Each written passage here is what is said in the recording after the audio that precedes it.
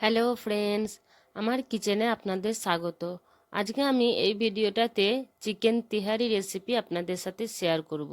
তবে দেরি না করে চলুন ভিডিওটা শুরু করি। এদিকে একটা কড়াতে আমি 50 গ্রাম মতো দেশি ঘি আর একটু সর্ষের তেল পাইল করে নিয়েছি। এবার এতে আমি তিনটে বড় বড় কাটা পেঁয়াজ পাতলা পাতলা করে কেটে রেখেছি, সেই পেঁয়াজগুলো আমি একটু প্রথমেই বেরেস্তা বানিয়ে নেব। দেখুন বেরেস্তা বানিয়ে নিয়েছি, একদম লাল লাল হয়ে গেছে, এর থেকে বেশি করলে পুড়ে যাবে, তো এই অবস্থায় আমি এই পেঁয়াজগুলোকে তুলে নেব।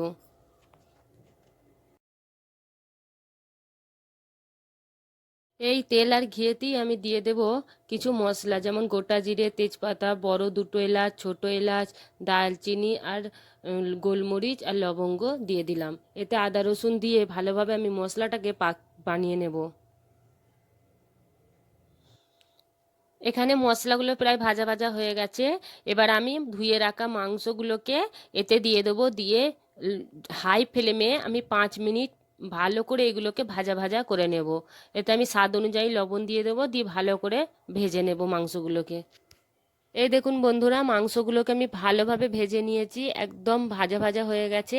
এবার এতে আমি কিছু মশলা দিয়ে দেবো, যেমন 1 চামচ হলুদ গুঁড়ো, 1 চা চামচ জিরে গুঁড়ো, 1 চা চামচ এখানে আমি দিচ্ছি কাশ্মীরি লঙ্কা গুঁড়ো, আর 1 চামচ আমি দেবো এখানে গরম মশলা। এগুলোকে ভালোভাবে আমাদেরকে সিদ্ধ করে নিতে হবে মাংসগুলোকে, আর যেন না কাঁচা থেকে থাকে। 70% পর্যন্ত আমাদের সিদ্ধ করে নিতে হবে মাংসগুলোকে। এই দেখুন বন্ধুরা, মাংসগুলো ভালোভাবে হয়ে গেছে, আমি ভালো করে সিদ্ধ করে নিয়েছি।